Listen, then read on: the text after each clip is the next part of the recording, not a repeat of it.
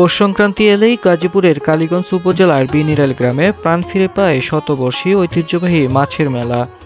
মাছে ভাতে বাঙালি প্রবাদটি বাস্তব রূপ যেন এই আয়োজন।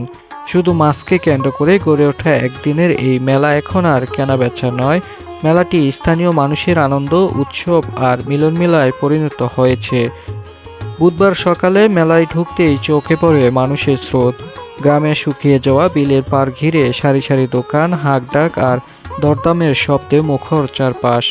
এখানেই প্রতি বছরের মতো বসছে ২৫০ বছরের ঐতিহ্যবাহী জামাই মেলা।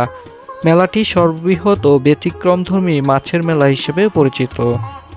যুগের পর যুগ ধরে চলে আসা এই আয়োজন আজও মানুষের আবেগ, প্রতিযোগিতা আর উৎসবের রং ছড়িয়ে দিচ্ছে। মেলাকে ঘিরে মঙ্গলবার রাত থেকে মেলায় মাছ আসতে শুরু করে। ট্রাক, পিকআপ, নৌকা আর ভ্যানে করে আনা হয় দেশি বিদেশি নানা জাতের মাছ। স্টলে সাজানো থাকে রুই, কাতলা, মৃগেল, কালবাউস, বোয়াল, বাগার, ঘাস কাপ, সিলভার কাপ সহ বাহারি মাছ। ছোট মাছ থেকে শুরু করে ৩০ থেকে ৪০ কেজি ওজনের বিশাল আকৃতির মাছও মেলায় দেখা যায়।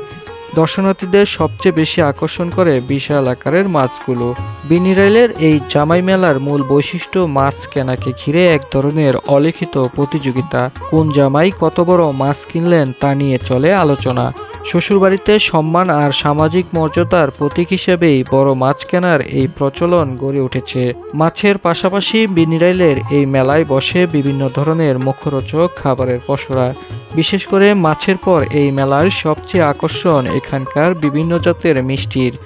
ক্রেতারা এই মেলা থেকে মিষ্টি কিনে বাড়ির অতিথিদের আপ্যায়ন করেন। বড় বড় রসগোল্লার সাথে ক্রেতাদের আকর্ষণ বালিশ মিষ্টির উপরও।